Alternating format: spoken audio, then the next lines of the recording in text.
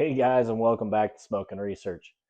Today, what we're going to go through is the restoration process that we use here at Smoke and Research when we're restoring some of these Yoder smokers.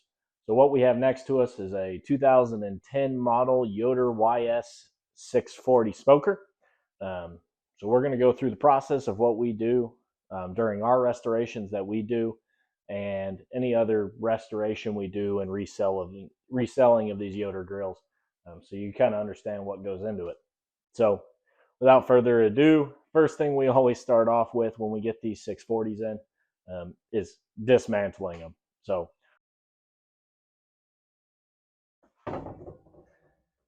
starting out, I usually just take all the shelves and everything off the outside.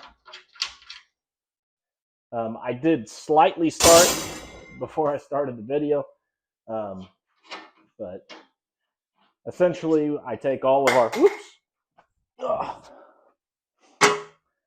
take all the hinges off, all the handles, everything comes off of the grill. That all goes into my sanding or my polishing tool over there. And we'll run that so it polishes that all back up to a nice chrome shine. Other than that, we'll go ahead and take this lid off and set it off to the side. Like I said, I already had the hinges off. Didn't realize I wasn't recording. We'll take that off and go ahead and take the pellet hopper lid off.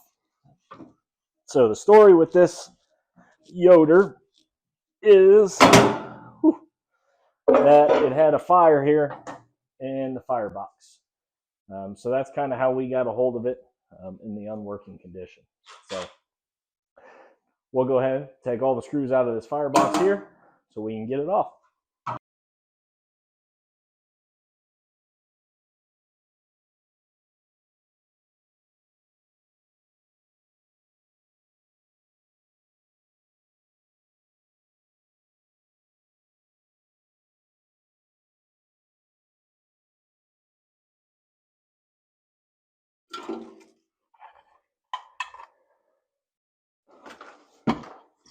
So starting out here, I do want to show you guys one thing that some of these older grills we can find that could be causing some fire issues, ash burn up issues, or anything like that on these smokers. So as we come over here, this 2010 model, like I said, this one had a fire in the firebox, so that could be part of the reason of why this is loose. But if I come in here, this is our housing that blows air into our firebox. You can see that I can just pull that right out.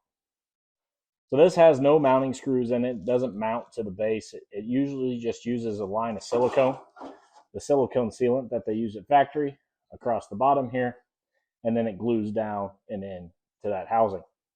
So that's one thing you can watch out for if you're having ash buildup issues or fire issues or anything like that. You might check that housing and see if it's loose like this one was. So just wanted to point that out since it was loose on this grill.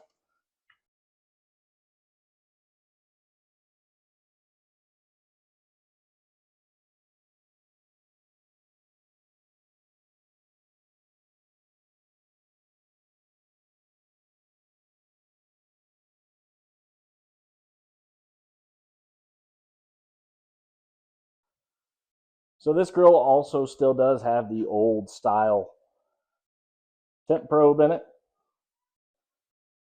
So if you look here, the old style temp probes were mounted to the back of the Yoder smokers. This is an update that needs to be performed if you're going to go to the YS640S controller or the Wi-Fi controller or anything like that. And typically when we get these in and we do a refurb on them, if they have the old controller, they are ready for the Wi-Fi controller when they leave our shop. So we will get that updated.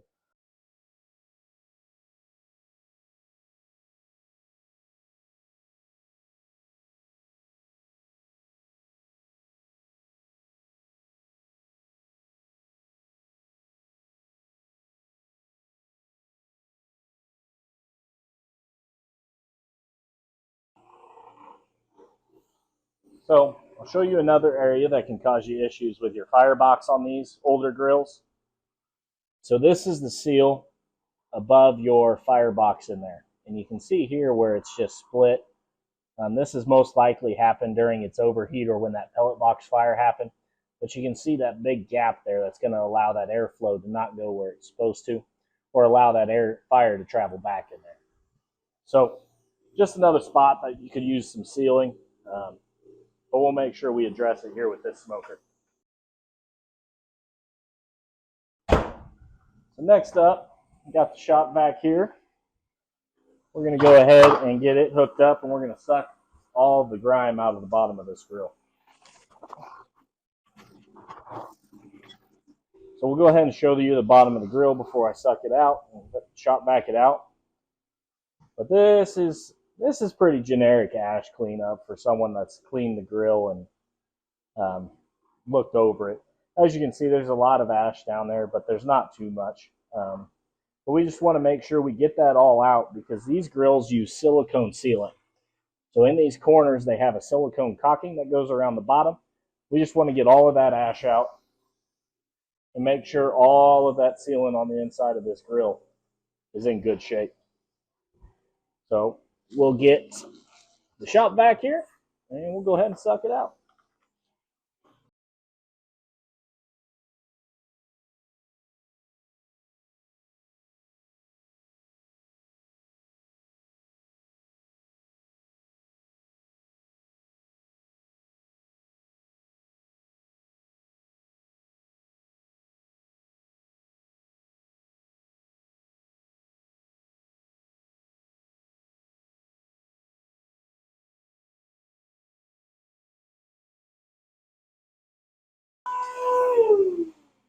All right. So now we'll show you the bottom of the grill. Now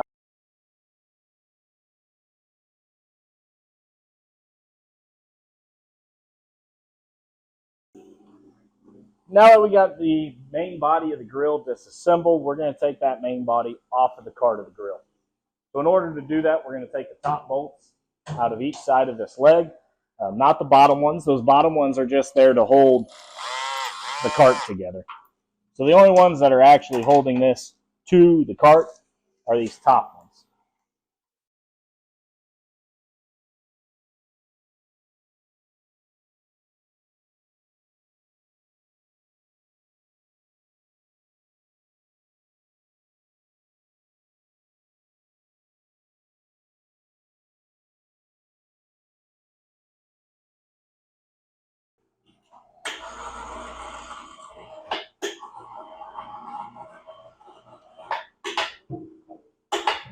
And we'll go ahead and pop that bracket in there, kind of center it up.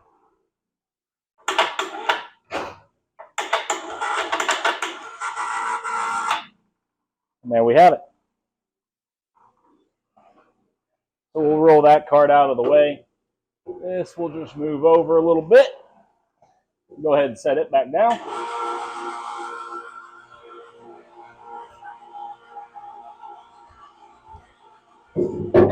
All right. So there, now we have the main body of the smoker off of the cart. So typically what we'll do now is we're going to go into the cart. I'm going to take it completely apart and I'll refinish the cart. That way we can pick this up, set it on the cart to roll it around in the shop here. But also we're going to take this outside and we'll sandblast the bottom of it. So now that the grill is completely disassembled, I'll get you guys outside. We'll get the sandblaster going and we're going to go ahead and start sandblasting this grill.